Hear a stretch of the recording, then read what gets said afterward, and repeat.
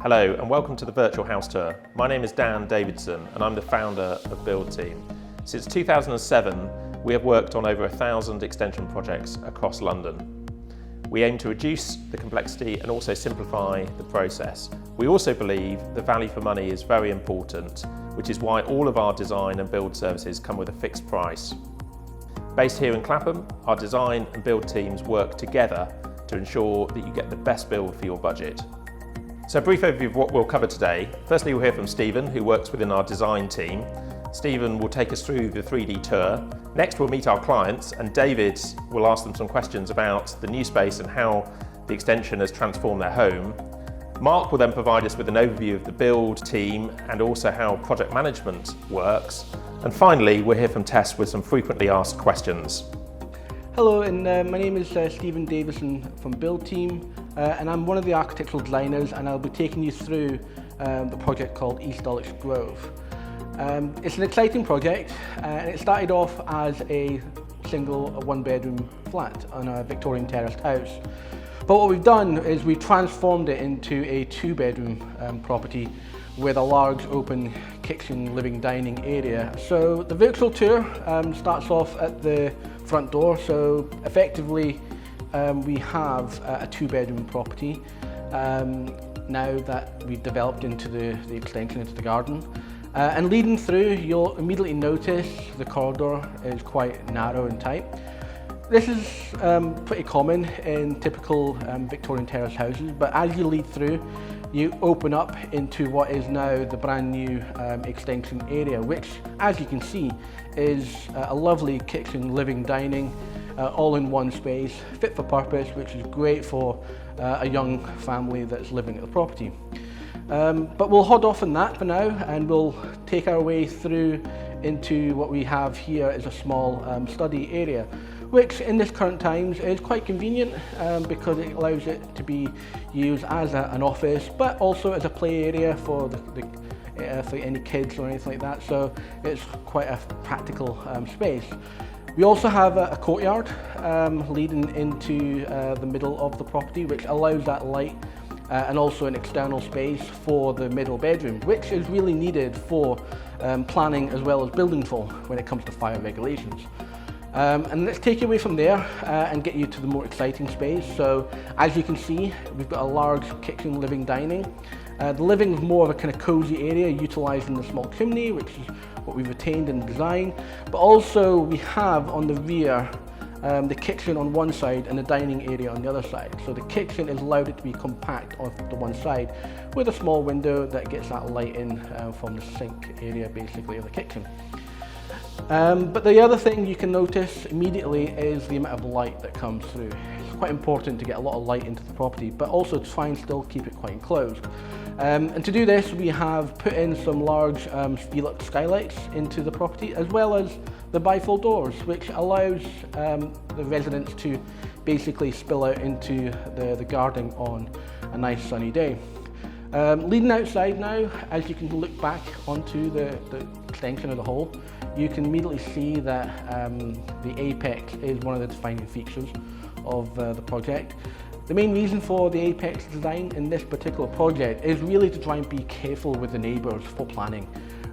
We had to go really low on the boundary considering the impact on the neighbours' amenities. So by proposing an apex design in this particular manner, we're able to maximise the volume as much as we can to basically give you a nice big space internally without impacting too much onto the neighbour's amenity. So we'll take you back through and then we'll hand you over to David, who will take you through the next step of the virtual tour. Okay. Hi, my name's David. I'm one of the architectural designers here at Build Team, and I'll be going through a few questions for the client. So how has the internal reconfigurations and the extension changed how you and your family use your home? Well, it's completely transformed how we use the home, but also just our living experience really. Particularly during the lockdown, no one could sort of foresee what was going to happen. But I think that primarily the function of the additional room that we built on the side there was to be a playroom, a nursery in the future, However, we were always planning on using it as an office, but it's been a daily workspace throughout the day, which has been invaluable with both myself and partner Kelly working from home full time.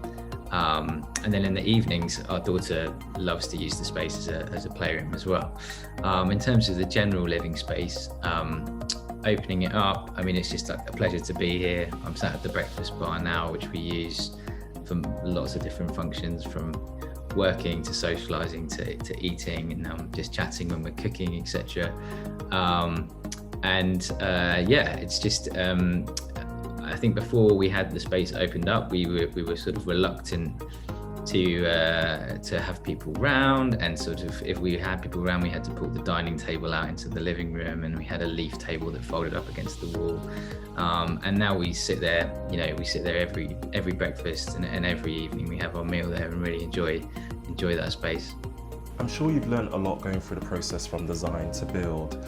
What key advice would you give homeowners looking to do the same thing? Do your research. I think really kind of look for someone who's collaborative and wants to listen to your needs as well. From the moment we started talking to Dan and Stephen, having spoken to a few other architects as well, we sort of very quickly realised that they were wanting to listen to what we wanted rather than just input their ideas on what they think we should do for the space. It was good for us to do that. Again, once we started talking to Mark and the build teams as well, it was just doing research.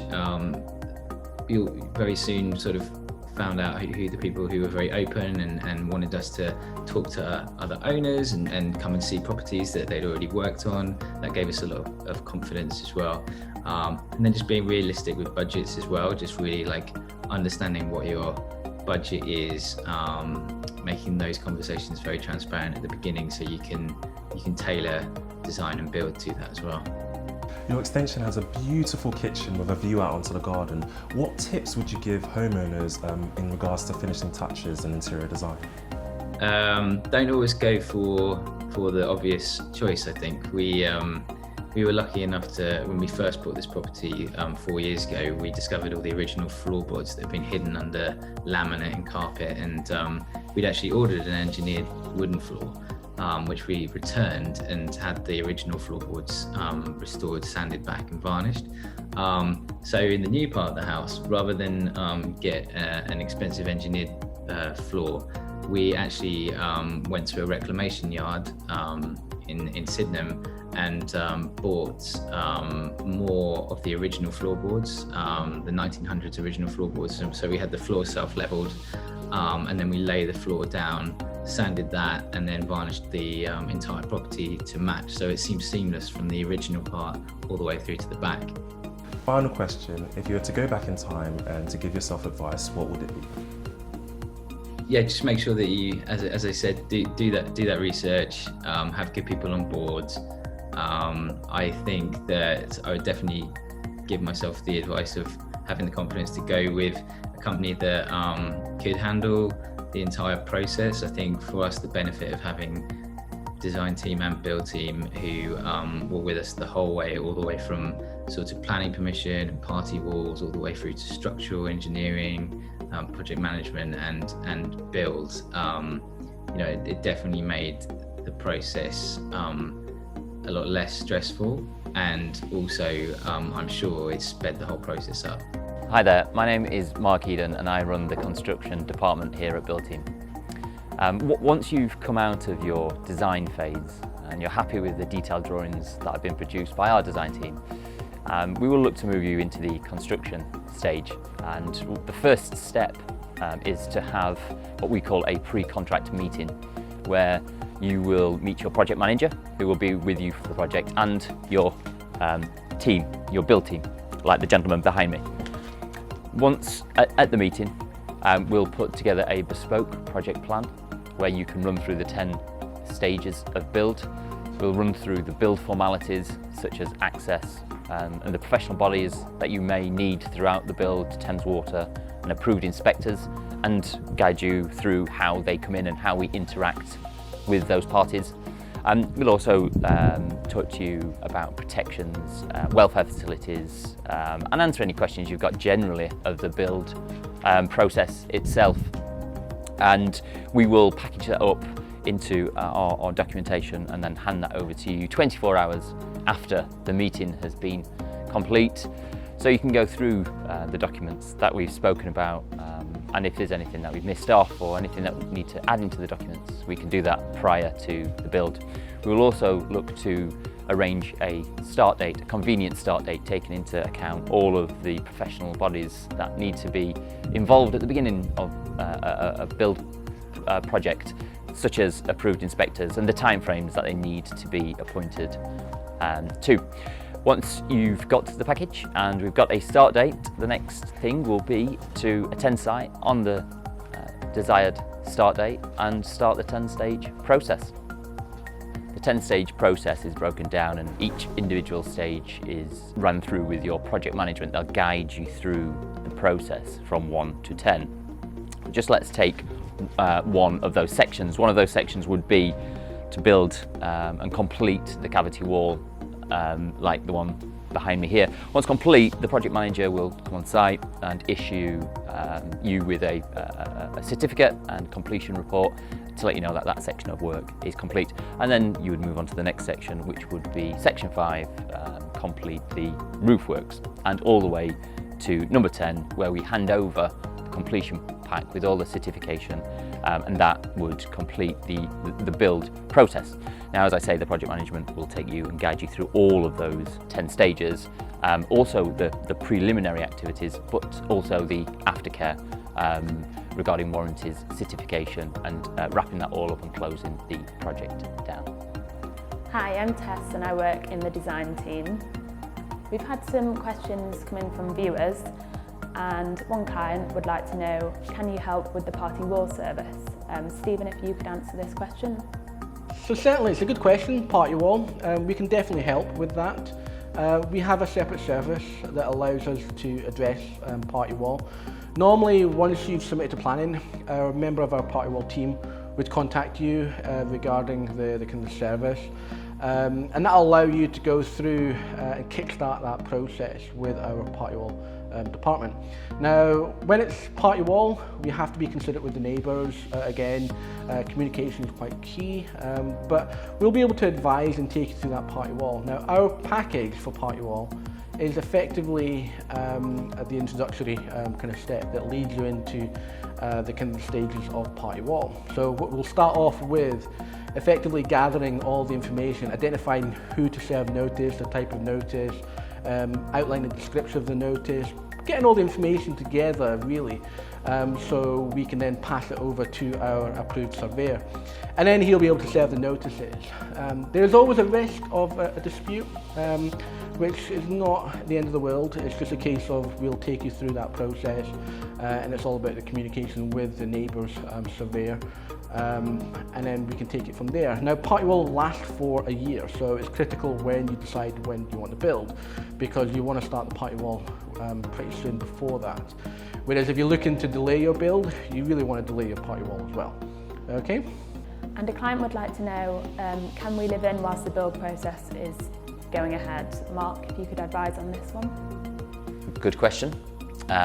Yes, you can live in the build. We have probably about 80% of our clients that actually live in the build. We set up a temporary kitchen, screens, security doors, protection. So yes, you can certainly live inside the property while the build is going on. A client would like to know what the positives are for having underfloor heating. It's very beneficial. The main reasons are effectively it's far more cost effective over a long period of time. Depending on the floor type that you go for, it can be highly efficient as a heat source basically. Now, the key thing to note about underfloor heating is it is a bit more expensive to install, but that outweighs the benefits for the long term with underfloor heating. There are two different systems, of course. So there's the water based system, which is quite useful, but there's also the electric system. But the electric system is more for a small area, for like bathrooms, for example, whereas a water system is mainly for the larger floor areas. I hope you found the tour useful. The next step in the process, if you'd like to find out more, will be to book a design consultation. These take around 20 minutes, and following the meeting, we'll send you a detailed proposal for your project.